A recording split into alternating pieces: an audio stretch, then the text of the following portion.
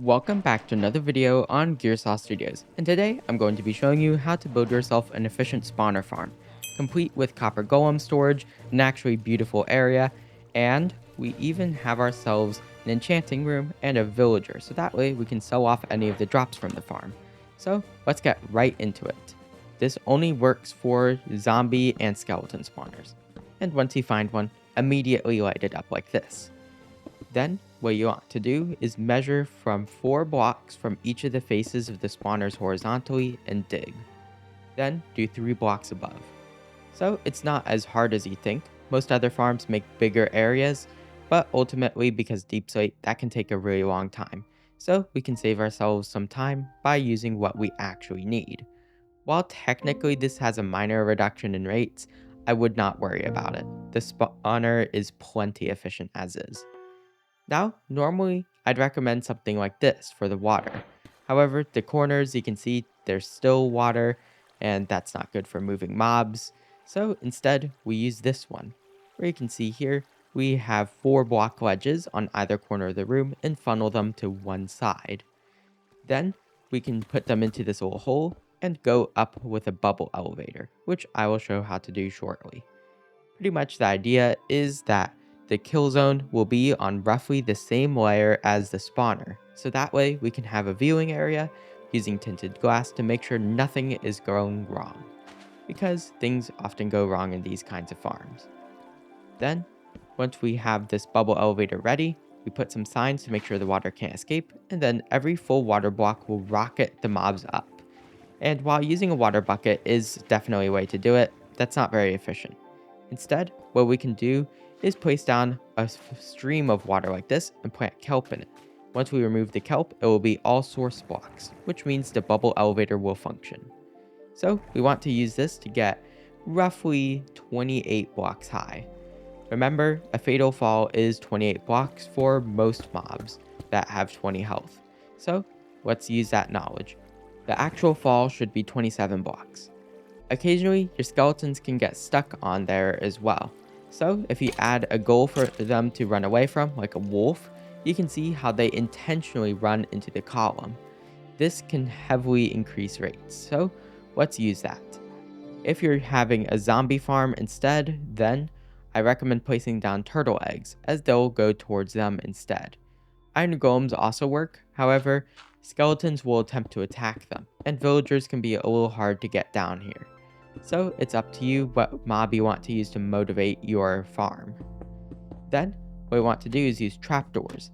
Open trapdoors will cause mobs to fall into them because they register them as full blocks. So if we place a wolf here, you'll notice the skeleton intentionally fell into the pit. Let's use this in order to speed up our farms as well. So we're in here, we have the torches. Notice the signs here in order to make sure the clogging rate is a little bit lower. We'll have ways to mitigate that later. And here's what I have so far. We have the skeleton, it moseys its way down here, goes into the water. Notice the placement with the dark oak signs, runs away because the wolf, it goes all the way up here. And you can see, goes a little higher than usual. We do need to do a little bit of modification, but the wolf there and the trapdoor, and just to give it a little moment, and eventually it will fall down into the kill zone. It will have very minimal health here. So you can see, one punch managed to get rid of it. So we have all this working, and technically this is a functional farm. However, there's a lot we need to do to modify it. We can make it more efficient, and we also need to see if there's any clogs. So you can see here, if we accelerate it, everything seems to be going to plan. But of course, you need to be near it for it to actually work. So you have to have faith that it's just going to work, because of course spectator mode will disable it. You could see there, sometimes a skeleton would spawn on top of the spawner. You could place full blocks, but because I was valuing aesthetics more than actual efficiency, I placed down grindstones in the end later. So we have all this, and our farm is working very well. If you want, you could also use vines to have the entity cramming not work against you, but note that does cancel fall damage. So you need 2 separate zones to keep your skeletons in, which is a little bit over modification of this place. If you're having problems with clogging, then you can use a piston in order to shove the skeletons out of the way. I rigged this into the build later, but you can see how if there's any skeletons trapped, they'd get pushed out of the way. So like here, they're having a little bit of trouble, and just like that, I managed to get them out of the way. This will mean that they do not survive the fall. However, this will save you some time later because a clog will prevent the spawner from working. Now we can stand here and punch them, but of course we're getting shot back. So we need ways to prevent that. We can also test if Sweeping Edge is going to work fully, and you can see here, my farm has the proper fall rate. But of course, I'm going to be taking damage from the bows. We don't want that. And if this was a zombie farm, the baby zombies would be falling out, which is a much bigger concern as well. So here's a way to fix it. Give them a slab to fall on instead. This might mess up your fall damage calculations, but as long as you have any level of Sweeping Edge or can just click twice, you should have no issues. And you can see here, we can place hoppers under them to collect our items without cluttering our inventory. So, hooray. Now, we also have this viewing area, and we want to be able to see the farm. Additionally, 3-block high ceilings makes our place feel finished. So, here's what we want to do. We want to decorate the actual area and have a viewing zone made of tinted glass. You'll need a little bit of amethyst for this. But pretty much, this makes this a dark room, while the rest of our areas can be fully lit. Then you'll have to choose a palette. You could make yours distinctly zombie or skeleton themed, but ultimately I think the palette that works best for any version of this, regardless of biome, would be a catacombs. Pause to take a look.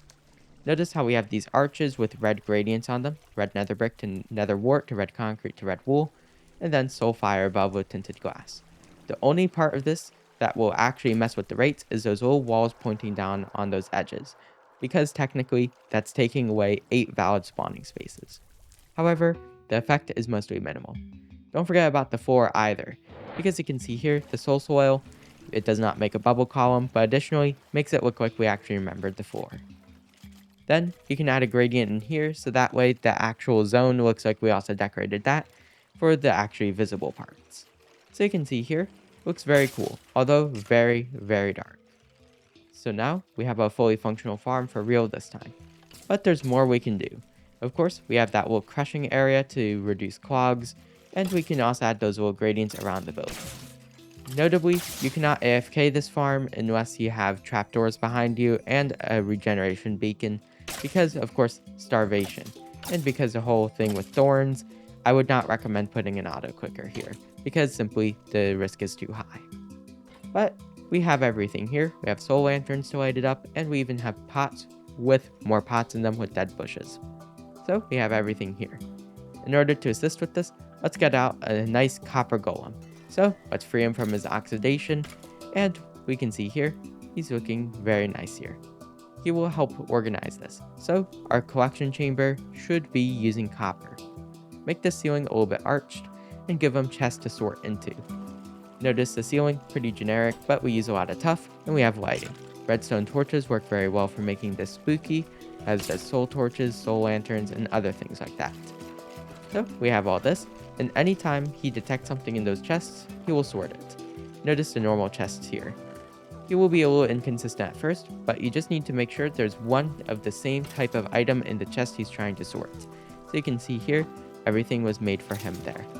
Of course, modify it for the different mobs, such as if you added a way to make this into a stray farm at the cost of some speed, then you need a way to sort out some of the slowness arrows. Or for zombies, you need carrots and potato storage, things like that. Now, for the rest of the build. This is for simple optimization. We can see here, we have a nether portal. It's themed about whatever we see on the other side, in this case, a nether fortress. So let's do that for easy transport in case this is far away from your base. Then, we can also add in a bedroom, preferably with a villager that is a cleric if you're doing a zombie farm, that way you can sell the rotten flesh. And then an enchanting room, because that's kind of why you set up these farms. So, let's go right about that. Then, some bubble elevators in and out. We have glow lichen to block the water, and we have powder snow with carpet on top to cancel fall damage, making it so we can fall straight down. So, we have all this, and all we need to do is actually build it. Additionally, to prevent any mishaps with the copper golem getting killed in the farm, added extra slabs there, because sometimes he'd get in the way of my sweeping attacks. So beware of that. Now, we have all of our areas. We have this very lush caves themed enchanting room. Notice the books are built right into the walls. We have a grindstone nearby and a chest in order to put lapis in. Notice if you use copper, your copper golem might decide this is a little bit of a storage area, so be careful about that. Nether portal, decorative statues with gold armor and iron chest plates, valid nether equipment. And then in here, we have ourselves jukebox and a chest for music discs. The ceiling I was too lazy to do, but I ended up making some nice cross beams using spruce. So we have all this, and now more functional. We also have carpet in here that's alternating between carpet and actual wool. And of course, we can add in other various redstone things to help us make sure the farm does not clog up, like the singular skeleton there. Although, you could probably just leave the premises and come back and it would be gone. Alternatively, you could break a tinted glass and shoot it down with a bow. There's no shortage of those here. So, we have all this, and it looks like we're done with the build. But here's how we actually use it. So, we grindstone any of the armor we don't want, same thing with the bows. We go in here, we sell any of the rotten flesh, and then we go in here, another room, very basic, and we have a small super smelter.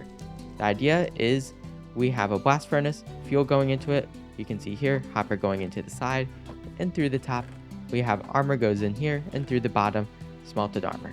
So let's put in a bunch of random armor that we collected. Notice I do not use the leather in this, that goes straight into the fire.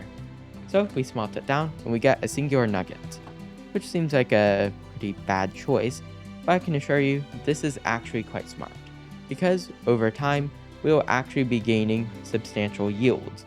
And not only that, the cost is very low. The majority of the cost really just comes from the time to do this, and you could even rig that up to a copper golem if you wanted. Of course, you'd need some item sorter stuff in order to make it more efficient, but fortunately, there's a lot you can do in this game. So, this is a very good farm for the basic stuff, and you can see it's much better than just the normal stone room, and you don't even know what's going on inside the farm stuff. In this case, we're more efficient, and we actually have a beautiful area where we can show off, and make you seem like a professional in your world. So with that, it's the end of today's video. If you enjoyed this video, remember, please like and subscribe, and if you want to see more similar small farms like this, then comment down below. I'll be sure to take a look at it. Either way, enjoy the rest of your day. Gearsaw out.